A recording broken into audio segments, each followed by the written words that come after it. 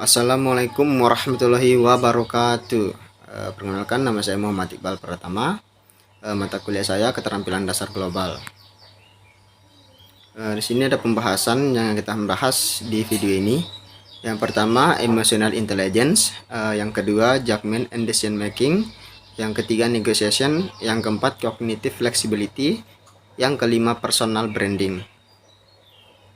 Yang pertama itu emotional intelligence atau kecerdasan emosi. Di sini ada definisinya. Beberapa tokoh mengemukakan tentang teori kecerdasan emosional, antara lain Mayer dan Salovey dan Daniel Goleman. Salovey dan Mayer mendefinisikan kecerdasan emosional atau yang sering disebut EQ sebagai himpunan bagian dari kecerdasan sosial yang melibatkan kemampuan memantau perasaan sosial, yang melibatkan kemampuan pada orang lain, memilah-milah semuanya dan menggunakan informasi ini untuk membimbing pikiran dan tindakan. Menurut Goleman, kecerdasan emosional adalah kemampuan seseorang mengatur kehidupan emosinya dengan intelijensi, atau untuk mengatur kehidupan emosi kita dengan kecerdasan, menjaga keselarasan emosi dan pengungkapannya, kesesuaian emosi dan ekspresinya melalui keterampilan kesadaran diri, pengendalian diri, motivasi diri, empati, dan keterampilan sosial. Sini faktor-faktor yang mempengaruhi kecerdasan emosi. Yang pertama itu faktor internal. Faktor internal adalah apa yang ada dalam diri individu yang mempengaruhi kecerdasan emosinya. Faktor internal ini memiliki dua sumber, yaitu segi jasmani dan segi psikologis. Segi jasmani adalah faktor fisik dan kesehatan individu. Apabila fisik dan kesehatan seseorang dapat terganggu, dapat dimungkinkan mempengaruhi proses kecerdasan emosinya. Segi psikologis mencakup di dalamnya pengalaman, perasaan, kemampuan berpikir, dan motivasi. Yang kedua, faktor eksternal.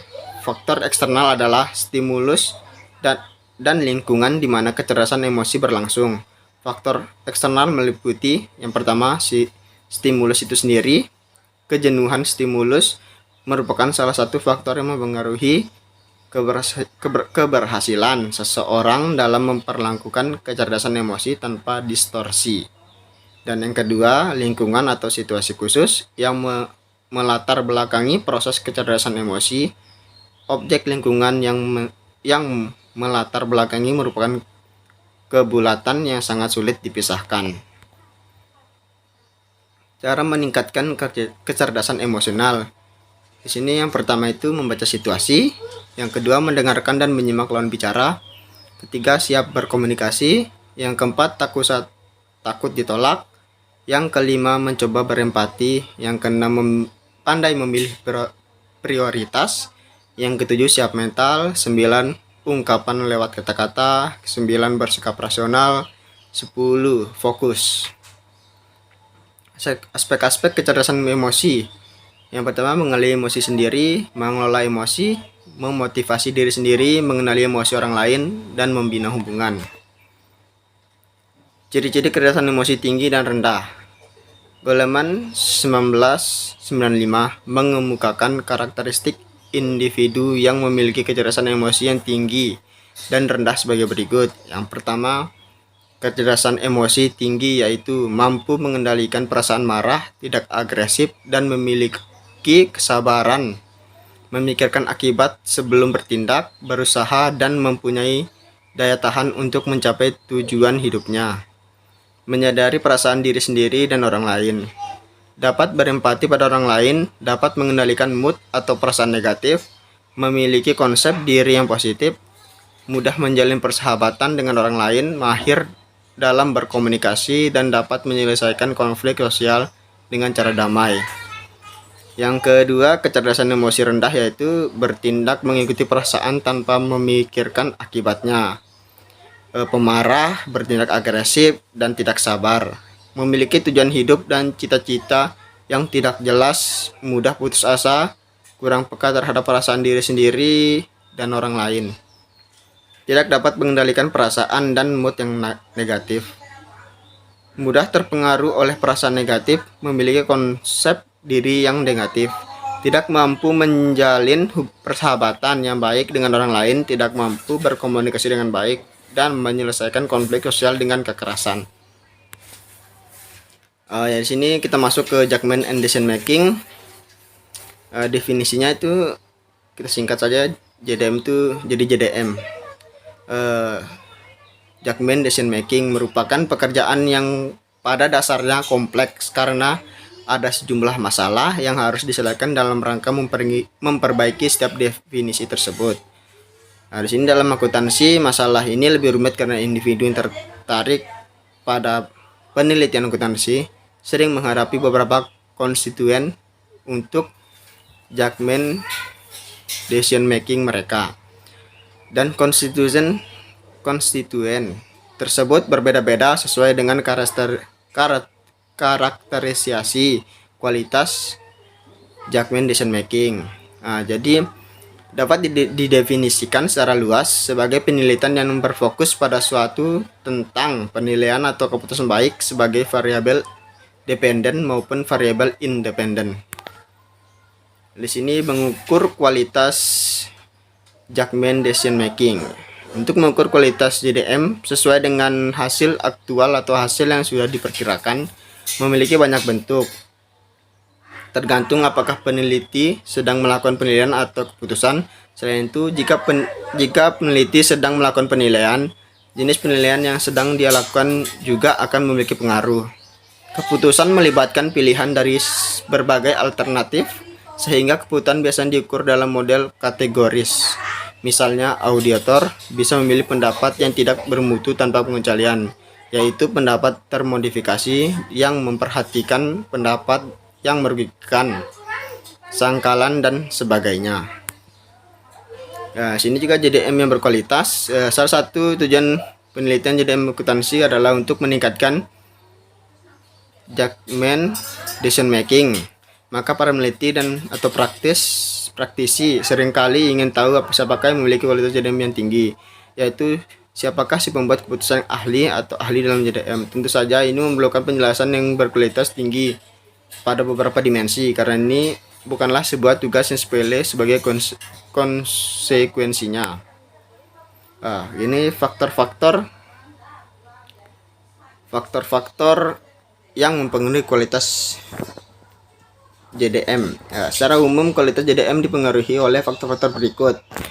Yang pertama, faktor individu. Karakteristik pembuatan keputusan akan berdampak pada cara digunakan dalam mengambil keputusan. Yang kedua, faktor tugas berhubungan dengan dimensi tugas itu sendiri. Yang ketiga, faktor lingkungan berhubungan dengan suasana dan keadaan di sekitar individu. Oke, di sini ada kesimpulan ya. Mengukur kualitas JDM sesuai dengan hasil atau aktual atau hasil yang sudah diperkirakan memiliki banyak bentuk. Tergantung apakah peneliti sedang melakukan penilaian atau keputusan. Dalam penelitian akuntansi, dimensi lain dari kualitas JDM yaitu sejauh mana judgment decision making sesuai dengan teori proporsional atau badan pengetahuan atau standar profesional dan regulasi atau peraturan lainnya. Kita masuk yang ke negotiation. Nah, di sini ada definisi. Istilah negosiasi berasal dari bahasa Inggris negotiation. Dalam pengertian secara umum, negosiasi adalah proses tawar-menawar dengan cara berunding untuk mencapai kesepakatan kedua belah pihak. Negosiasi juga diartikan sebuah proses yang di dalamnya dua pihak atau lebih bertukar barang dan jasa dan berupa menyepakati tingkat kerjasama tersebut bagi mereka. Di sini proses komunikasi dalam negosiasi memiliki ciri-ciri sebagai berikut. Yang pertama, melibatkan dua pihak, pihak penjual dan pihak pembeli. Adanya kesamaan tema masalah yang dinegosiasikan. Ketiga, kedua belah pihak menjalin kerjasama. Keempat, adanya kesamaan tujuan kedua belah pihak. Yang terakhir, untuk mengkonkret masalah yang masih abstrak.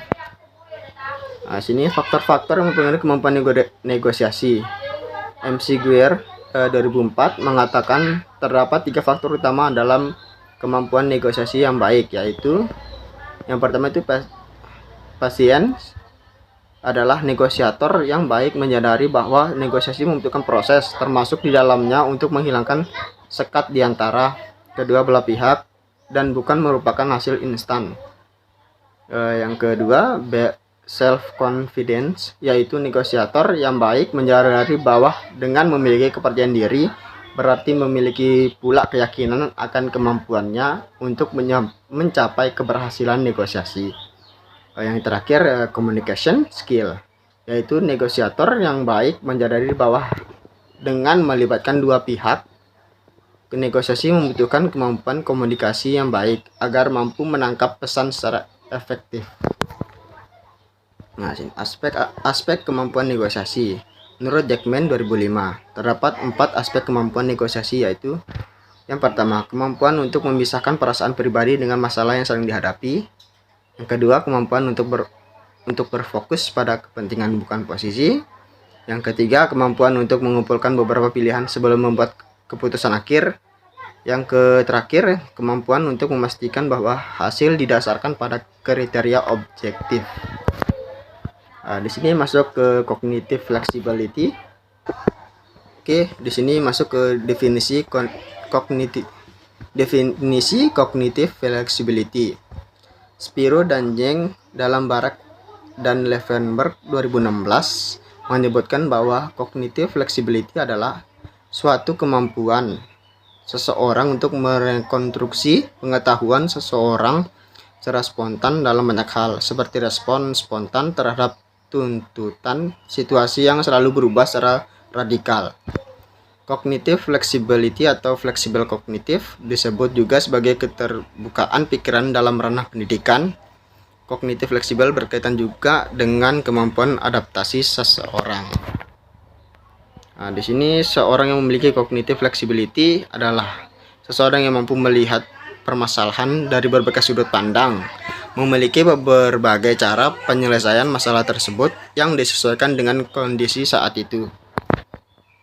Nah, di sini aspek-aspek dari berpikir fleksibel menurut Costa dan Kelly 2012, yaitu pertama itu terbiasa berpikir terbuka, kedua terbiasa memiliki banyak ide dan gagasan mengenai suatu hal, yang ketiga terbiasa mengubah sudut pandang atau pemikiran individu saat mendapat informasi baru, yang keempat terbiasa menggunakan berbagai cara pemecahan masalah untuk menyelesaikan masalah yang sama. Ya, sini kita masuk yang terakhir, personal branding. Nah, di sini ada definisinya. Personal branding adalah strategi untuk membangun citra diri yang lebih kuat. Hal ini dibutuhkan di hadapan publik.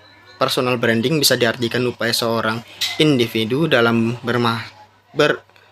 memasarkan karir, pengalaman, dan juga diri sendiri sebagai sebuah merek. Nah, sini bagaimana cara membangun personal branding. Tips membangun personal branding agar tidak dicap pencitraan. Yang pertama, memperkenalkan diri ke publik dengan nama yang sama di semua platform. Nah, yang kedua, mencari tahu kelebihan atau keunggulan apa yang kamu miliki. Yang ketiga, menentukan target audiens. Yang keempat, membuat strategi untuk setiap konten. Yang kelima, mendekatkan diri dengan audiens. Sini apa manfaat memiliki personal branding yang bagus? Sini manfaat personal branding membangun kredibilitas diri sendiri. Dengan memiliki branding yang bagus, maka secara tidak langsung rasa hormat, kekaguman, dan kepercayaan publik akan muncul dengan sendirinya. Sini 4 tujuan penting dari personal branding, yakni 1. Sebagai media untuk mempengaruhi orang lain mengenai persepsi dari diri individu dan juga mengenalkan keunikan serta kemampuan individu tersebut yang jauh lebih unggul dibanding lainnya. Yang kedua, memberitahu orang lain tentang identitas, keunikan, kemampuan serta hal lain yang menjadikannya berbagai dan bernilai. 3. Untuk menampilkan kesan jika individu tersebut merupakan solusi pemecahan masalah yang dibutuhkan. Yang keempat, merangsang persepsi orang lain mengenai nilai serta kualitas diri yang dimiliki. Nah, sini strategi personal branding. Yang pertama itu mengenali diri sendiri, tentukan tujuan personal branding, tentukan siapa target personal branding, dan terakhir membangun dan memperluas jaringan. Ya, itu saja yang dapat saya sampaikan. Mohon maaf bila ada kata-kata yang salah.